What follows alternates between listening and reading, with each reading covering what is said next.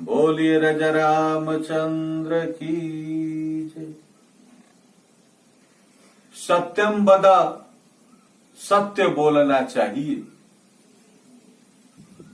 गोस्वामी तुलसीदास जी सत्य के बारे में लिखते हैं कि सत्य है क्या, तो कहा कि धर्म न दूसर सत्य समाना, आगम निगम पुराण बखाना। सत्य बोलना चाहिए। अब तक जितना भी पाठ पढ़ाया गया, छोटे छोटे बच्चों को भी यही बताया गया कि देखो बेटा, सत्य बोलना चाहिए, झूठ नहीं बोलना चाहिए। सत्य बोलना चाहिए, लेकिन उसमें भी बताया गया है कि ऐसा सत्य न बोले जिससे किसी को कष्ट हो। जैसे कोई लंगड़ आदमी को लंगड़ा कहे, अंधे को अंधा कहे, तो बात तो सत्य है जरूर, लेकिन ऐसा सत्य है कि किसी की आत्मा को कष्ट में डाल देगा। इसलिए ऐसा सत्य न बोले, क्योंकि किसी के आत्मा को कष्ट पहुंचा देना ही हिंसा होता है। किसी का गर्दन काट देना ही हिंसा नहीं होता, बल्कि उसके आत्मा को कष्ट पहुंचा दिए ये भी हिंसा हुआ। तो ऐसा सत्य बोल करके आप जो है किसी के आत्मा की आप हिंसा न करें। ऐसा सत्य बोलना चाहिए और प्रिय बोलना चाहिए, मधुर वाणी में बोलना चाहिए, ताकि आपकी वाणी सुनकर किसी को सुख मिले।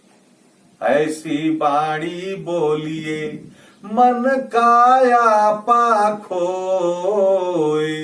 औरों को शीतल करे आपहु शीतल होय। और व्यक्ति को ऐसा भी सत्य नहीं बोलना है। बताया गया है कि सत्य कहाँ बोलना है और झूठ कहाँ बोलना है। अब किसी के प्राण की रक्षा हो जाए तो वहां सत्य बोलना भी धर्म बताया गया है। वहां झूठ बोलना भी धर्म है। अगर किसी के प्राण की रक्षा हो जाए तो वहां झूठ बोलना भी धर्म बताया गया है। अगर जहां हंसी मजाक का प्रसंग चल रहा हो तो वहां झूठ बोलना चाहिए, क्योंकि केवल सत्य ही बोलेंगे, झूठ साच का प्रयोग नहीं करेंगे। झूठ साच का प्रयोग तो होगा ही हंसी मजाक में।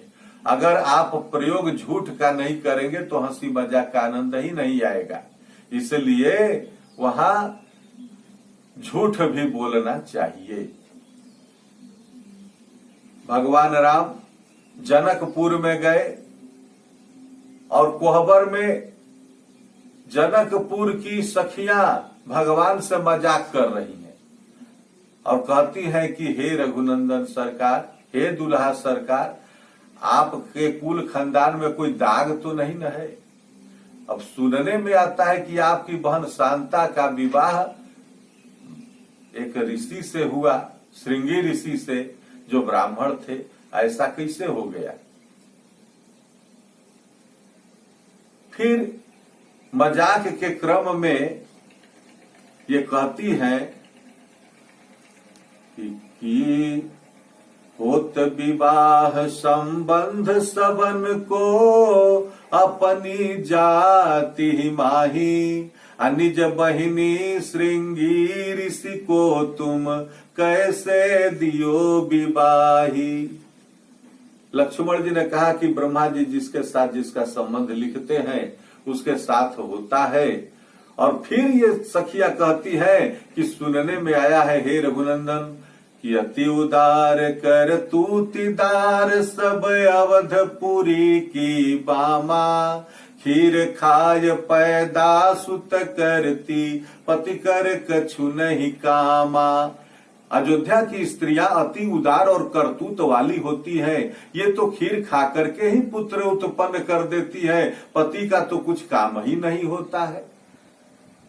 अब देखिए अयोध्या की सारी स्त्रियों पर ये खीर खाने का लांछन है, खीर खा करके पुत्र पैदा करने का लांछन ये लगा रहे हैं। ये जो है हंसी मजाक में सब चल रहा है, लेकिन प्रभु श्री राम ने कहा कि भोजन में नहीं मात पिता बिनु बंधी वेद की रीति, तुम्हारो ते महिते सब उपजे असहमरे नहीं रीति। जनकपुर में तो सब लोग जो है बिना माता पिता के ही धरती से ही पैदा होते हैं। अब ये सब हंसी मजाक का प्रसंग चल रहा है, झूठ का प्रसंग चल रहा है। तो जहां हंसी मजाक होता है वहां झूठ का प्रसंग देना पड़ता है, वहां झूठ बोला जाता है, नहीं तो हंसी मजाक का आनंद ही नहीं आएगा। बोलिए राजा रामचंद्र की।